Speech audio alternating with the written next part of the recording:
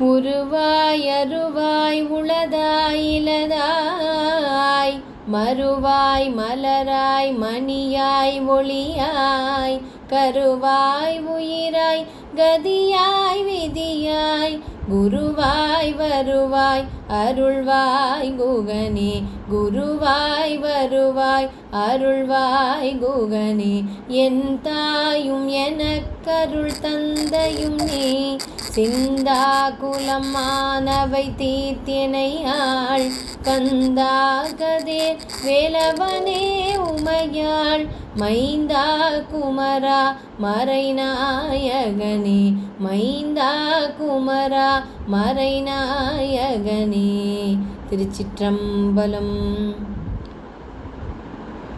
அடியார் பெருமக்கள் ஒவ்வொருவரையும் பணிந்து வணங்கி இறைவனையும் குருவையும் அவர்களுடைய திருவடிகளில் நம்முடைய சென்னியை வைத்து சிந்தையிலே சிவம் நிறைந்து அடியார் துண்டினுடைய மகத்துவத்தை, இறைவன் அடியார்கள் பால் கொண்ட அன்பு கருணை, அவன் மீது அடியார்கள் மேற்கொண்ட வைராக்கியம் நிறைந்த ஒரு பக்தி மார்க்கம், இதையெல்லாம் விளக்குவது நம்முடைய திருத்தொண்டர் புராணம். 63 நாயன்மார்களுடைய புராணம். அவற்றில் திருஞான சம்பந்தப் பெருமான் சீர்காழியில் அவதரித்தார். அவருடைய அந்த பக்தி மேன்மை, இறைவன் விற்றிருக்கும் திரு ஆலயங்கள் அங்கே எல்லாம் சென்று தேவார பாடல்கள் பாடி அடியார் கூட்டத்தினை ஒன்று சேர்த்து அவர்களுடைய பக்தியினை தேவாரம் வாயிலாக இறைவன் பால் அவர்கள் செலுத்துவதற்கு ஒரு அருமையான பக்தி மார்க்கத்தை நிலைநிறுத்தி நமக்கு அருளி செய்தவர் திருஞான சம்பந்தப் பெருமான். அவருடைய திருவரலாற்றில் சென்ற பகுதியில் திருத்தருமபுரம், அவரோடு அத்துணை திருத்தலங்களுக்கும் அவர் பாடிய அந்த தேவார பாடல்களை பதிகங்களை யாழில் மீட்டி இசைத்து இறைவனை வழிபட்ட திருநீலகண்ட யாழ்ப்பாணர் அவருடைய அந்த சொந்த ஊருக்கு தருமபுரத்திற்கு சென்று அங்கேயும் இறைவனுடைய பெரும் கருணையினால் யாழில் மீட்ட முடியாத, அதாவது இறைவன் எல்லா திசைகளிலும் எல்லா இசையிலும் நிறைந்திருக்கின்றான் என்ற அருணகிரிநாதர் அவகுண விரகனை என்ற ஒரு திருப்புகழ் பாடலில் பாடியிருக்கின்றார். அப்படி அவர் எல்லா இசையிலும் நிறைந்திருக்கின்றார். அந்த இசைக்கும் அப்பால் அவர் இருக்கின்றார், எல்லாவற்றிற்கும் அப்பால் அவர் இருக்கின்றார் என்பதை மக்களுக்கு உணர்த்துவதற்காக யாழில் மீட்ட முடியாத ஒரு திருப்பதிகத்தை ஞானசம்பந்தர் பாடுகின்றார். அதன் பின்னர் அவர் அங்கிருந்து திருநள்ளாறு செல்லுகின்றார். இந்த திருநள்ளாறு தலத்தினுடைய சிறப்பு நாம் அனைவரும் அறிந்தது. சனீஸ்வர பகவான் அவனுடைய நாம் வினைகளை அனுபவிப்பதற்காக சனியினுடைய தாக்கம் நமக்கு இருக்கும். அதிலிருந்து உயிர்கள் இளைப்பாறுவதற்காக அந்த ஒரு தோஷத்திலிருந்து துன்பத்திலிருந்து இறைவன் அங்கே வீற்றிருக்கின்றான். திருநள்ளாற்று நளன் வழிபட்டதனால் அது திருநள்ளாறு. நளனுடைய சனி தோஷம் அவனுக்கு நீங்கியது இந்த தலத்து இறைவனை அவன் பூஜித்ததனால தான். திருநள்ளாற்று ஈசர். இறைவி போகமார்த்த பூன்முலையாள். இந்த போகமார்த்த பூன்முலையாள் இறைவியினுடைய நாமத்தை, திருநாமத்தை முதலாவதாக சொற்றடியிலே முதல் சொற்றொடராக வைத்து ஞானசம்பந்தர் இங்கே அருமையான திருப்பதிகம் பாடுகின்றார். இந்த திருநள்ளாற்றினுடைய சிறப்பு, இது பாண்டிச்சேரி மாநிலத்தில் உள்ளது. நளன் பூஜித்ததால் இந்த பெயர் பெற்றது. முதல் யுகத்தில் இது ஆதிபுரி எனவும், இரண்டாம் யுகத்தில் தர்பாரண்யம் எனவும், மூன்றாவது யுகத்தில் விடங்கபுரம், நான்காவது யுகத்தில் நளேஸ்வரம் என்றும் கூறப்படுகின்றது. இங்கே யாரெல்லாம் இறைவனை பூஜித்து மேன்மை பெற்றார்கள்? நான்முகன், திக்பாலர்கள், திருமால், வசுக்கள், காசிபர், அகத்தியர், அர்ஜுனன், போஜன் போன்றோரெல்லாம் பூஜித்து பேறு பெற்றார்கள். ஞானசம்பந்த பெருமான் இந்த தலத்தில் பாடி அருளி செய்த திருப்பதிகம் பச்சை பதிகம் என்று வழங்கப் பெறுகின்றது. அவர் மதுரையில் சமணர்களோடு வாதம் புரிகின்றார். 3 வாதங்கள்: அனல்வாதம், புனல்வாதம், சுரவாதம். மன்னனுக்கு ஏற்பட்ட சுரத்தினை தேவார பதிகம் மந்திரமாவது நீர் பாடி போக்குகின்றார். அதே போல அனல்வாதம், புனல்வாதம். புனல் என்பது நீர், அனல் என்பது நெருப்பு. இவர் இந்த போகமார்த்த பூன்முலையாள் என்ற இந்த பதிகத்தை எழுதிய ஏட்டுச்சுவடியதான் அந்த ஓலைச்சுவடிகளை சமணர்கள் அவர்களுடைய பாடல்கள் எழுதிய ஓலைச்சுவடிகளையும் தீயில் இடுகின்றனர். இந்த பதிக பாடல் தீயில் எரியாது அது பச்சையாக இருப்பதனால் இந்த பதிகத்திற்கு பெயர் பச்சை பதிகம். அவர் இதற்கு பிறகுதான் ஞானசம்பந்தர் இப்படி ஒவ்வொரிடமாக அவர் பல அருட்செயல்களை இறைவன் திருவடியினால் பேற்றினால் அவர் நிகழ்த்துகின்றார் என்பதை கேள்விப்பட்டுதான் பாண்டிய நாட்டின் அரசியாகிய மங்கையர்க்கரசி ஞானசம்பந்தரை அங்கே வரச் சொல்லி வேண்டுகின்றார். அங்கே வந்து அவர் சமணர்களை வாதிலெல்லாம் வென்று மீண்டும் அங்கே சைவம் தழைக்க வழிகோலுகின்றார் ஞானசம்பந்த பிள்ளை.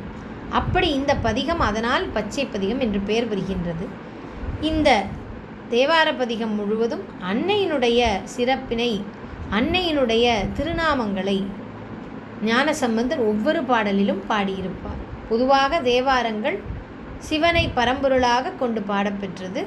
அதில் எப்பொழுதும் அன்னையும் சிவமும் அர்த்தநாரீஸ்வரராக அவர் இடபாகத்தில் கொண்டிருக்கின்றார் என்ற சொற்றொடர் எல்லா தேவாரங்களிலும் வரும். ஆனால் ஞானசம்பந்தருடைய சில தேவாரங்கள் அவர் அன்னையின் கருணையினால் ஞானப்பால் அருந்தமையினால் அவருக்கு திருஞான சம்பந்தர் ஆயினார்.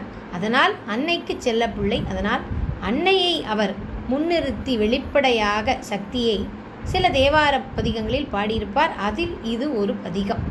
ஆக ஆற்றலையும் அருட்சக்தியையும் வேண்டுபவர்கள் ஞானசம்பந்தருடைய இந்த பதிகங்களை எல்லாம் ஓதினால் அன்னையினுடைய அருளினை பெறுவோம் என்பது திண்ணம். இந்த பதிகத்தை பாடிவிட்டு நாம் அடுத்தது ஞானசம்பந்த பெருமான் அவர் செல்லும் தலத்திற்கு நாமும் செல்லுகின்றோம். இப்பொழுது திருநள்ளாற்றில் அவர் பாடி அருளி செய்த போகமார்த்த பூன்முலையாள். இறைவன் திருநள்ளாற்று ஈசர், இறைவி போகமார்த்த பூன்முலையாள். தீர்த்தம் நளதீர்த்தம், தலவிருட்சம் தருப்பை. அதனால்தான் இங்கே இறைவன் தர்பாரண்யேஸ்வரர். தர்ப்ப புற்கள் நிறைந்த அந்த ஒரு காடு, அந்த வனத்திற்கு நடுவில் இறைவன் வீற்றிருப்பதனால் தர்பாரண்யேஸ்வரர்.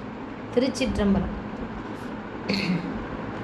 போகமார்த்த பூன்முலையாள் தன்னோடும் பொன்னகலம் பாகமார்த்த பைங்கன் வெள்ளே அண்ணல் பரமேற்றி ஆகமார்த்த தோல் உடையன் கோவன ஆடையின் மேல் நாகமார்த்த நம்பெருமான் மேயது நல்லாரே. ஆன்முறையால் ஆற்ற வெந்நீராடியணி இழையோர் பால் முறையால் வைத்த பாதம் பக்தர் பணிந்தேத்த மான்மறியும் வெண்மழுவும் சூலமும் பற்றிய கை நான் மறையானம் பெருமான் மேயது நல்லாரே. திங்கள் உச்சி மேல் விளங்கும் தேவன் இமையோர்கள் எங்கள் உச்சி எம் இறைவன் என்றடியே இறைஞ்ச தங்கள் உச்சியால் வணங்கும் தன்னடியார் கட்கெல்லாம் நங்கள் ஊச்சி நம்பெருமான் மேயது நல்லாரே. தன் புனலும் வெண்பிறையும் தாங்கிய தாழ் சடையன் நண்பு நல்லார் மல்கு காழி ஞான சம்பந்தன் நல்ல பண்பு நல்லார் ஏத்து பாடல் பத்தும் இவை வல்லார் உண்பு நீங்கி வானவரோடுலகில் உறைவாரே. உண்பு நீங்கி வானவரோடுலகில் உறைவாரே. திருச்சிற்றம்பலம். தன் புனலும் வெண்புரையும் தாங்கிய தாழ்சடையன் நண்பு நல்லார் மல்கு காளி ஞான சம்பந்தன் அல்ல பண்பு நல்லார் ஏத்து பாடல் பத்தும் இவை வல்லார் உண்பு நீங்கி வானவரோடு உலகில் உறைவாரே. உண்பு அதாவது வினை பயன்களெல்லாம் நீங்கி நாம் வினைகளை ஆற்றி இருக்கின்றோம். அதனால் இந்த உடலை இறைவன் கொடுத்து நம்மை இந்த இன்ப துன்பங்களை அனுபவிக்க வைத்து அதன் பிறகு இந்த உயிருக்கு சலிப்பு ஏற்படும் பொழுது அந்த உயிர் வினைகளினால் அந்த வினை பயனினால் பிறப்பும் இறப்பும் போக்கும் வரவுமாக இந்த உயிர் மிகுந்த துன்பத்திற்கு உள்ளாகுவதனால் அதற்கு இளைப்பாறும் பொருட்டு இறைவன் சங்கார காலத்தில் உயிரை ஒடுக்குகின்றான்.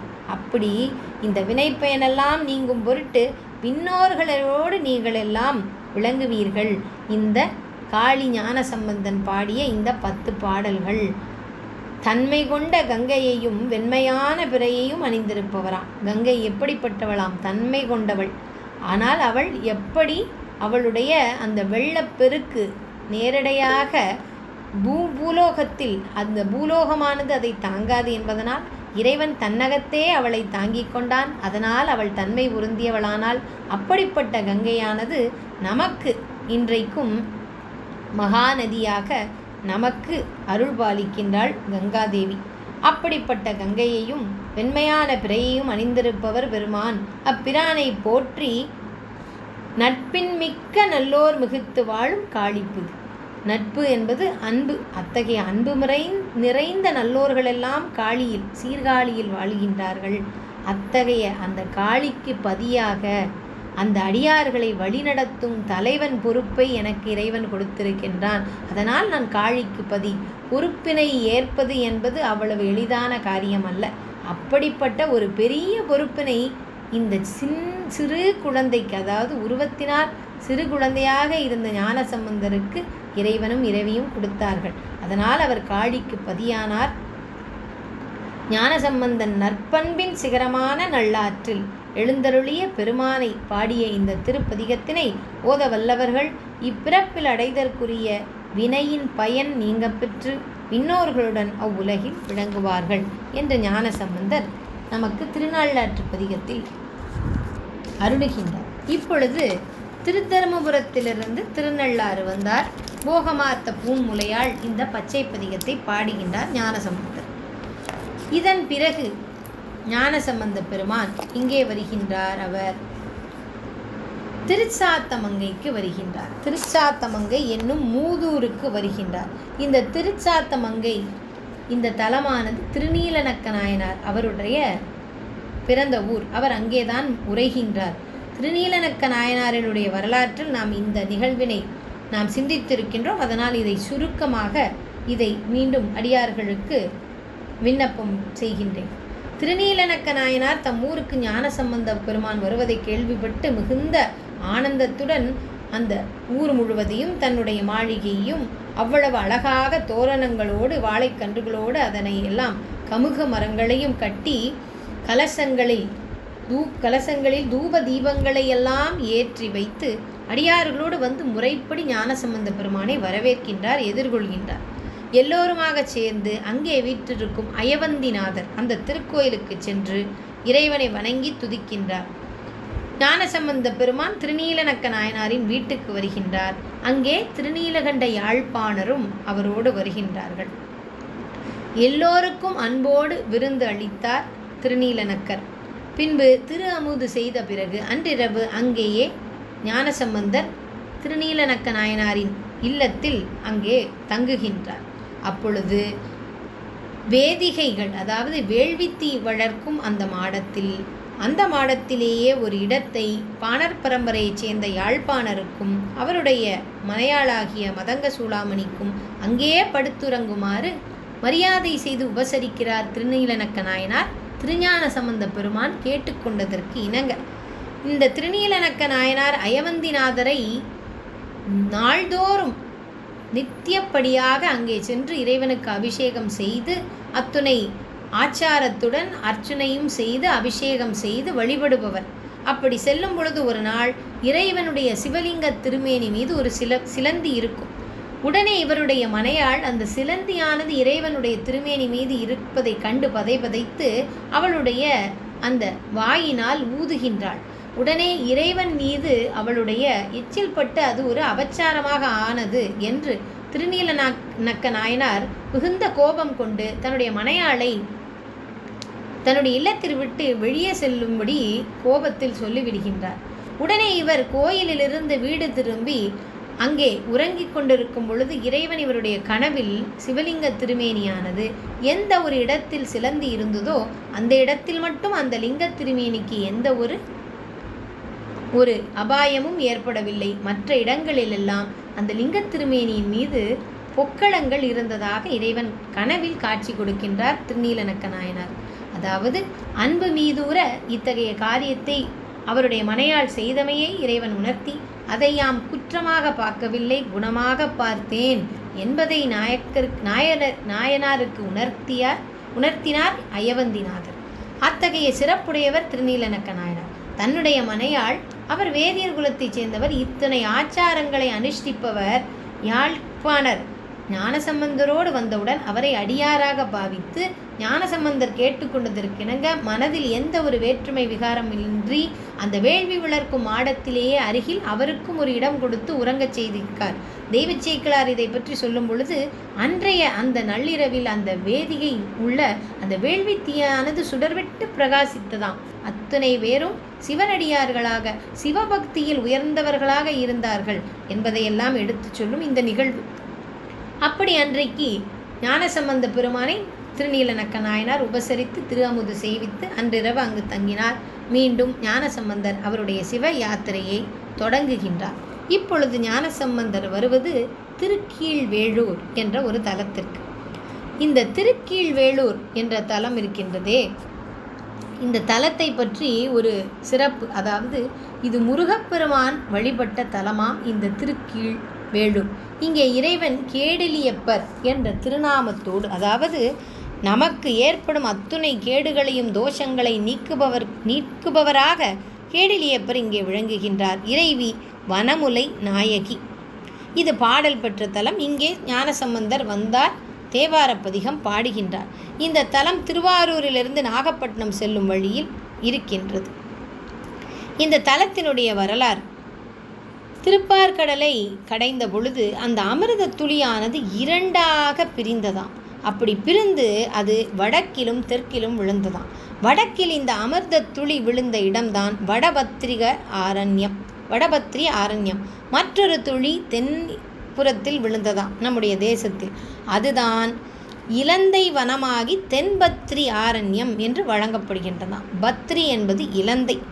அதனால் இந்த தலமே அந்த தென்பத்ரி ஆரண்யம். திருக்கீழ்வேளூர் திருவாரூரிலிருந்து நாகப்பட்டினம் செல்லும் இடத்தில் உள்ளது. ஞானசம்பந்தர் திருச்சாத்தமங்கை அங்கே திருநீலநக்க நாயனார் வீட்டில் தங்கி அதன் பிறகு சிவயாத்திரையில் இங்கே வருகின்றார், திருப்பதிகம் பாடுகின்றார். இந்த திருக்கீழ்வேளூருடைய சிறப்பு, முருகப்பெருமான் இங்கே அசுரர்களை, சூரபத்மனை மற்றும் அவன் உடன் பிறந்தவர்கள் மற்ற அசுரர்களை அழித்தமையால், வதம் செய்தமையால் அவருக்கு வீரஹத்தி தோஷம் அவருக்கு பூண்டதாம்.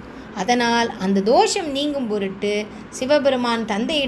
சிவபெருமானாகிய அவருடைய தந்தையிடம் கேட்க அவர் பூவுலகில் தட்சிண பத்ரி ஆரண்யம் என்று சொல்லப்படும் இந்த கீழ்வேளூர் தலத்தில் சுயம்புலிங்க வடிவில் எழுந்தருளியிருக்கிறதாகவும் சொல்லி அங்கே சென்று நவலிங்க பூஜை செய்து வழிபட்டு இந்த தோஷத்திலிருந்து விமோச்சனம் அடைவாயாக என்று அருளுகின்றார் சிவபெருமான்.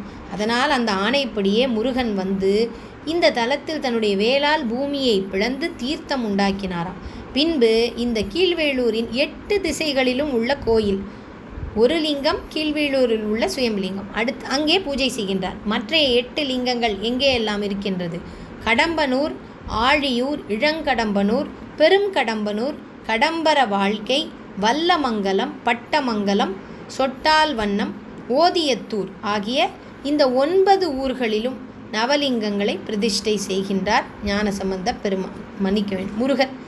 ஆக முருகனும் ஞானசம்பந்தரும் ஒருவரே என்று அருணகிரிநாதர் சொல்லியிருக்கின்றார். இருப்பினும் இங்கே முருகன் வந்து அவருடைய வீரஹத்தி தோஷம் நீங்கும் பொருட்டு இங்கே நவலிங்க பூஜை செய்கின்றார். பிரதிஷ்டை செய்து சரவண பொய்கையில் நீராடி எழுந்தருளியில சுயம்பு மூர்த்தியாகிய கேடிலியப்பரையும் வழிபட்டு வீரஹத்தி தோஷம் போக்க வேண்டினார் முருகன். இந்த இடத்தில் முருகப்பெருமானுக்கு வீரஹத்தி என்றால் என்னவாம்? வீரஹத்தினா அந்த வீரத்தை, அதாவது அந்த வீரத்தை குறைக்கக்கூடிய, அதை தடுக்கக்கூடிய தடைகளாக மாயைகள் இருக்குமா. அந்த மாயைகள் இவருடைய தவத்திற்கு இடையூறாக செயல்பட்டதாம். இங்கே முருகன் தவக்கோலம் பூண்டிருக்கின்றான் இந்த திருக்கீழ்வேளூரில். அதனால் சாந்தஸ்வரூபியான சுந்தர குஜாம்பிகை அம்பாள் பத்ரகாளியாக உருவம் எடுத்து வடதிசை நோக்கி 10 திருக்கரங்களுடன் 4 திசைகள் மற்றும் 5 புறங்களிலிருந்தும் குமரனுக்கு எந்தவிதமான எப்படி 4 திசைகள் மற்றும் 5 புறங்களாம், அங்கிருந்தெல்லாம் முருகனுக்கு எந்த ஒரு குறையும் எந்த ஒரு ஆபத்தும் ஏற்பட்டு விடக்கூடாது என்று, அவனுடைய தவத்திற்கு பங்கம் ஏற்பட்டு விடக்கூடாது என்று காத்து நின்றாளாம். எனவே ஸ்ரீ 5 வட்டத்து அம்மன் என்ற திருநாமமும் இந்த அம்பிகைக்கு உண்டு. இங்கே குமரன் தவக்கோலத்தோடு காட்சி தருகின்றான். இந்த கோயிலுடைய அமைப்பு மாடக்கோயில். சிலந்தி திருவானைக்காவல் நமக்கு அந்த வரலாறு தெரியும். அங்கே கோச்செங்கட் சோழன் சிலந்தி சோழன் என்றும் அழைக்கப்படுகின்றான். அதனால்தான் அவன் யானை உள்ளே புக முடியாதபடி மாடக்கோயில்களாக கட்டி எழுப்புகின்றான். அப்படி ஒரு மாடக்கோயில் இந்த திருக்கீழ்வேளூரும் என்று சொல்லி இந்த இறைவன் தலம், இங்கே தவக்கோலம் பூண்டிருக்கும் முருகன், அவனை காக்கும் அன்னை பத்ரகாளி, இப்படி சிறப்பு பொருந்திய திருக்கீழ்வேளூர். இந்த தலத்திற்கு வந்து தேவாரம் பாடிய பின்பு ஞானசம்பந்த பெருமான் எங்கே வருகின்றார்? திருமருகல் வருகின்றார். இந்த திருமருகல் தலம் சிறப்பு பொருந்திய தலம். இந்த திருமருகல் தலத்தில் அருமையான ஒரு திருவிளையாடல் நிகழ்கின்றது. ஞானசம்பந்தருடைய ஞானம், அவருக்கு எப்படி ஒரு அருள் ஞானம் அவர் வாய்க்க பெற்றவர் என்பது அதை சொல்லும் ஒரு நிகழ்வில் இதுவும் ஒரு முக்கியமான ஒரு நிகழ்வாகும். இந்த திருமருகலில் இந்த திருக்கோயிலின் அருகே ஒரு மடம் உள்ளது. அந்த மடத்தில் வழிப்போக்கர்களாக ஒரு வணிகனும் அவனோடு ஒரு கன்னியும் வருகின்றார்கள். இந்த வணிகனும் கன்னியும் இந்த இளம்பெண்ணும் திருமணம் செய்ய போகின்றார்கள். ஆனால் அவர்களுடைய தாய் தந்தையர் இடமிருந்து பிரிந்து வந்து விட்டார்கள். அது எதனால் என்பது பின்னால் சொல்லப்படும். அப்படி இருக்கும் பொழுது அன்றிரவு அவர்கள் இரவு வந்தமையால் அங்கே மடத்தில் அவர்கள் கலாச்சாரத்தை பின்பற்றி இந்த ஆடவரும் இந்த வணிகனும் அவன் திருமணம் செய்ய இருந்த அந்த பெண்ணும் வேறு வேறு இடத்தில் உறங்குகின்றார். அந்த நேரத்தில் இந்த வணிகனை ஒரு பாம்பு அரவம் தீண்டுகின்றது. அதனால் விஷம் தலைக்கேறி அந்த வணிகன் சாக கிடக்கின்றான். அதை இந்த செய்தி அந்த பெண்ணிற்கு சொல்லப்படுகின்றது. அபலை பெண் ஓடோடி வருகின்றாள். அவள் இவனுடைய நிலையை பார்த்து சோர்ந்து நிற்கின்றாள். அவள் பெரிய ஒரு துன்பத்தோடு அவள் இருக்கின்றாள். அங்கள் அந்த ஆடவனை அரவம் தீண்டியதாம். ஆனால் இந்த பெண் அவனை இன்னும் திருமணம் செய்யாதனால் அவளால் அவன் அருகே சென்று அவனை தீண்ட முடியவில்லையாம், அவனுக்கு ஆறுதல் சொல்லவில்லையாம். அப்படிப்பட்ட ஒரு கலாச்சாரத்தோடு இருந்திருக்கின்றார்கள். ஏன் இதை நாம் சொல்ல வேண்டும் என்றால், நம்முடைய கலாச்சாரத்தின் சிறப்பையும் சொல்ல வேண்டும். அதே சமயத்தில் எப்படிப்பட்ட இருவருக்கு ஞானசம்பந்தர் உதவி இருக்கின்றார். அவர்கள் இப்படி மேன்மை பொருந்தியவர்களாக நல்வழிப்பட்டவர்களாக இருப்பதனால் இறைவனும் இறையடியார்களும் அவர்களுக்கு உதவி செய்கின்றார்கள் என்பதும் நமக்கு புரிபட வேண்டும். அந்த ஒரு நிலையில் இவள் யாரும் இல்லாமல் அழுகின்றாள். அந்த வணிகன் உடலருகே இவள் வீழ்ந்து மிகுந்த சோர்ந்து கதறி அழுகின்றாளாம். அப்போது மாந்திரிகர்கள் அவர்கள் வருகின்றார்கள். ஓடோடி வந்து ஔஷதம் மருந்து கொடுக்கின்றார்கள். ஆனால் விஷத்தை முறிக்க முடியவில்லை. விடியற்காலை வரையிலும் மிக அயர்ந்து புலம்பலானாளாம். அதற்கு பிறகு அங்கே வீற்றிருக்கும் இறைவன் மாணிக்க வண்ணார், இறைவனுடைய பெயர். எந்த மாணிக்க கல்லை அரவமானது அது வெளியில் கொடுக்குமோ அந்த மாணிக்கத்தையே சூடிய இறைவன் அவன் இவர்களுக்கு அருள் புரிய மாட்டானா? அந்த இறைவனிடம் இவள் பேர் மன்றாடுகின்றாள். எப்படி சொல்லுகின்றாள்? முதலில் அந்த வணிகர் அவரை பற்றி அவனிடம் புலம்புகின்றாள்.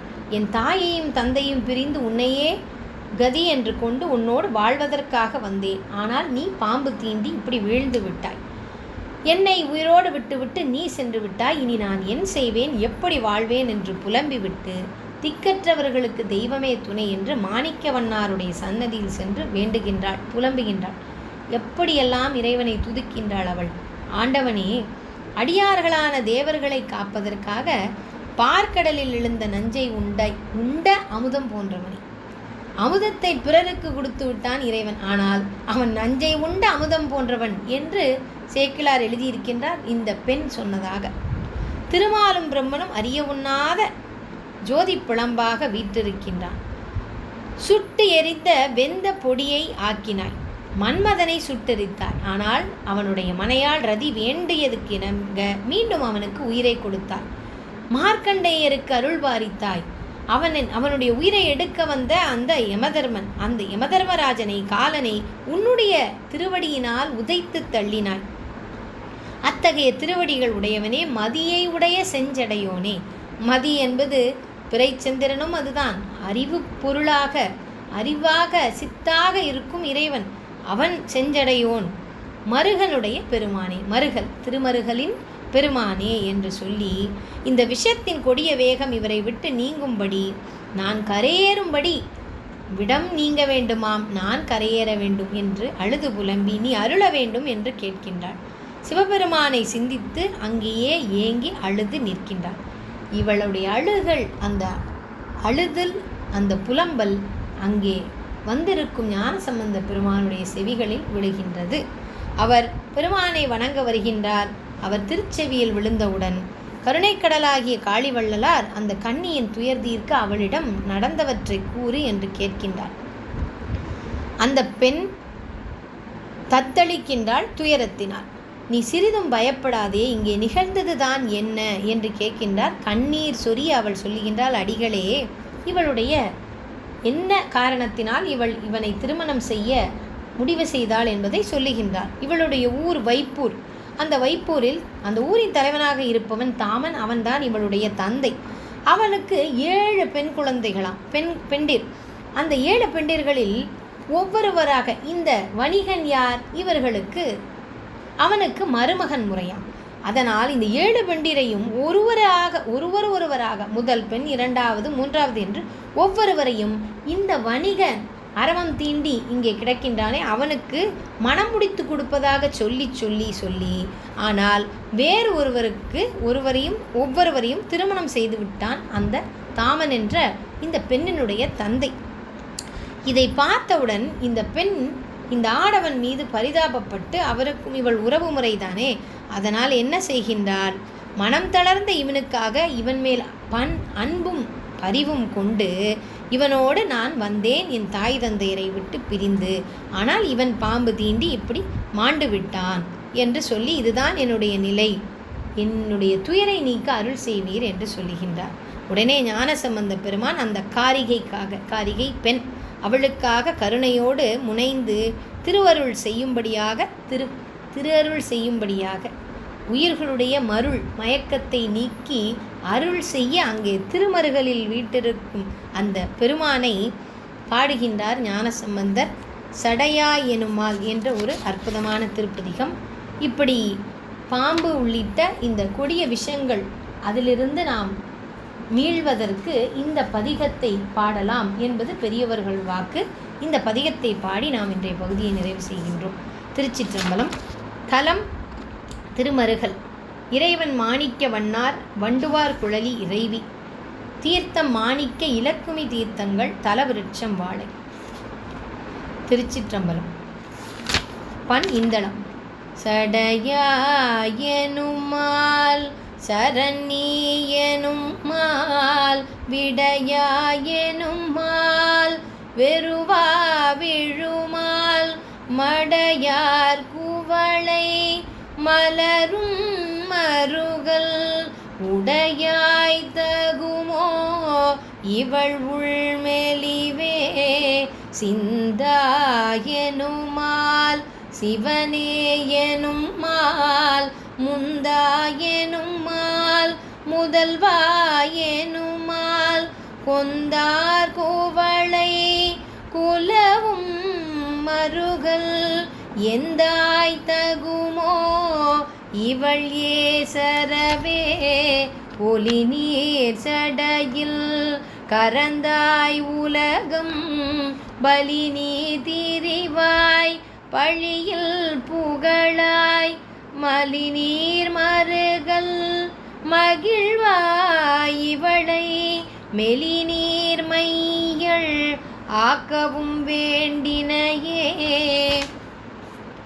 அறிவில் சமனும் அலர் சாக்கியரும் நெறியல்லன செய்தனர் நின்றுழல்வார் மறியேந்துகையாய் மருகல் பெருமான் நெறியால் குழலி நிறை நீக்கினையே நெறியால் குழலி நிறை நீக்கினையே வயஞானம் வல்லார் மருகல் பெருமான் உயர் ஞானம் உணர்ந்து அடி உள்குதலால் உயர் ஞானம் உணர்ந்து அடி உள்குதலால் இயல் ஞான சம்பந்தன பாடல் வல்லார் இயல் ஞான சம்பந்தன பாடல் வல்லார்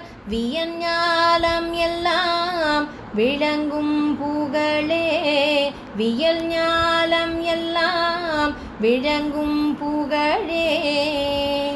திருச்சிற்றம்பலம்.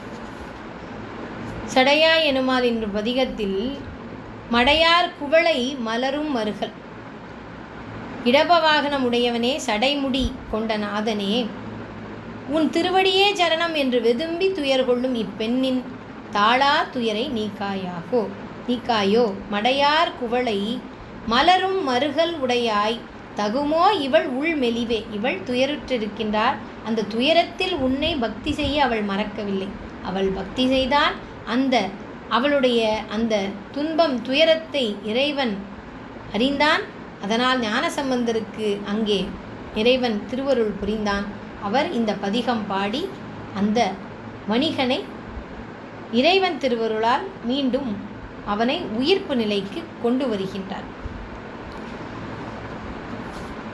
ஒலி நீர் சடையில் கரந்தாய் உலகம் பலி நீ திரிவாய் பழியில் புகழாய் மலிநீர் மருகல் மகிழ்வாய் இவளை மெலிநீர்மையள் ஆக்கவும் வேண்டினையே இந்நங்கைப்படும் துயரை களைவாயாக மெலி நீர்மையள் ஆக்கவும் வேண்டினையே மருகலில் வீற்றிருக்கும் மகிழ்ந்து இருக்கும் பெருமானே கையில் கபாலம் கொண்டு உலகில் பிச்சையேற்று திரிந்தும் பழியற்று புகழுடன் நீர்வளம் மிகுதியாக கொண்ட மருகலில் நீ கபாலமேந்தி பிச்சையேற்று திரிகின்றாய் ஆனால் நீ எந்த பழிச்சொல்லுக்கும் ஆளாகாதவன் புகழ் நிறைந்தவன் மகிழ்ச்சியோடு இருக்கின்றாய் ஏனென்றால் இறைவன் பாசங்களிலிருந்து நீங்கியவன் அன்பே சிவமாய் வீற்றிருப்பவன் சுதந்திரமானவன் எதற்கும் அடிமைப்பட்டவன் அல்லன் அவன் மலம் இல்லாதவன் அவன் மலமிலி அவன் குணமுடையவன் அதனால் அவன் தான் நம்முடைய துயரத்தை போக்க முடியும் அவனிடம் ஞானசம்பந்தர் இந்த நங்கையுடைய துயரை களைய விண்ணப்பம் செய்கின்றாய் என் குணத்தில் ஒன்றாய் உள்ள தன்வயத்தன் ஆதல் இந்த என் குணங்கள் இந்த பாடலில் சொல்லும் பொழுது அதில் ஒன்றிரண்டை சிந்தித்தோம். இந்த நிறைவு பாடலில் இவர் என் குணத்தை பற்றிய சொற்றொடர் ஞானசம்பந்தர் வைத்திருக்கிறார் என்பது அடியேனுக்கு தெரியாது. ஆனால் அதற்கு முன்னரே இறைவன் நம்மை அந்த என் குணத்தை பற்றிய சிந்தையை நம்முள்ளே விதைத்தான் சிவன். ஆக வயஞானம் வல்லார் மருகல் பெருமான் உயர் ஞானம் உணர்ந்து அடி உள்குதலால் என் குணத்தில் ஒன்றாய் உள்ள தன் வயத்தனாதல் இறைவன் சுதந்திரமானவன் யாருக்கும் அடிமைப்பட்டவன் அல்லன். அவன் அந்த நிலையில் மருகல் பெறான் திருக்குறிப்பின் வழிமேவும் ஞானத்தை உணர்ந்து சுதந்திரமாக இருப்பதனால் அவன் யாருக்கும் அடிமை இல்லை. அதனால் அவன் ஞானஸ்வரூபியாக வீற்றிருக்கின்றான். அப்பிரான் திருவடியை நெஞ்சில் பதித்த இயல்பினால், அவனுடைய திருவடியை அத்தகைய ஞானமாகவே விளங்கும் அவனுடைய திருவடியை என் நெஞ்சில் பதித்தமையால் என்னால் இயலுகின்றது இந்த திருப்பதிகங்களை பாடுவதற்கு என்று இயல்கின்றார் ஞானசம்பந்த பெருமான். இயல் ஞான சம்பந்தன பாடல் வல்லார் வியன் ஞாலமெல்லாம் விளங்கும் புகழே. இந்த பாடல்களை பாடுபவர் உலகில் மிக்க புகழுடன் வாழ்வார்கள். அது மட்டுமில்லை, இந்த 10வது பாடலில் நெறியால் குழலி நிறை நீக்கினையே, மானேந்திய பெருமானே, மறுகளில் வீற்றிருக்கும் பிரானே, நன்னெறி கொண்ட இந்த அடியவள், அவள் நெறியால் குழலி, நெறியில் சிறந்து விளங்குபவள், அவளை நீ அவளுடைய கற்பு நெறியை காத்தருள்வாயாக. இவனை மீட்டு கொண்டு வந்தால்தான் அவளுக்கு இவனோடு திருமணம் நடைபெறும். ஏனென்றால் அவள் தாய் தந்தரை பிரிந்து வந்துவிட்டால் நல்ல நெறியில் வாழ்பவள். அதனால் இவனின்றி வேறு யாரையும் அவள் திருமணம் செய்ய இயலாதமையால் நன்னெறியில் வாழ்பவள், அவளுடைய கற்பு நெறியை நீ காத்து அருள்வாயாக, அவளுடைய துயரத்தை போக்குவாயாக, அவளுடைய துன்பத்தை போக்குவாயாக என்று இறைவனிடம், எந்த இறைவனுடைய திருவடியை வைத்து இயம்புகின்ற இந்த தேவார பதிகங்களை இயம்பிய ஞானசம்பந்தர் இந்த விண்ணப்பத்தை அடியாருக்காக அவர் கேட்கின்றார். அதனால் அடியாருடைய துன்பத்தை இறைவன் போக்கினார். அந்த வணிகன் மீண்டும் உயிர் பெற்று எழுகின்றான். இருவரும் ஞானசம்பந்தரிடம் ஆசிகளை பெற்று இறைவனை வணங்கி சிறப்பான ஒரு நல்ல நெறி திருமண வாழ்க்கையை அவர்கள் வாழ்கின்றார்கள். அத்தகைய திருமருகளில் வாழும் ஞானமே வடிவாய் வீற்றிருக்கும் அந்த மாணிக்க வண்ணார், மாணிக்கம் என்பது ஒளி வீசக்கூடியது, அந்த ஒளிப்பிழம்புதான் அஞ்ஞானம் இருள் இதையெல்லாம் போக்க வல்லது. அப்படி ஒரு நன்னெறி நிறைந்த ஒரு நல்ஞானம் பெறப்பெற்ற ஒரு வாழ்க்கையை அடியார்கள் அனைவருக்கும் இந்த தேவார பதிகங்கள் வாயிலாக இறைவன் அருளட்டும் என்று சொல்லி இன்றைய ஞானசம்பந்த பெருமானுடைய பகுதியை நாம் நிறைவு செய்கின்றோம். நன்றி, வணக்கம். திருச்சிற்றம்பலம்.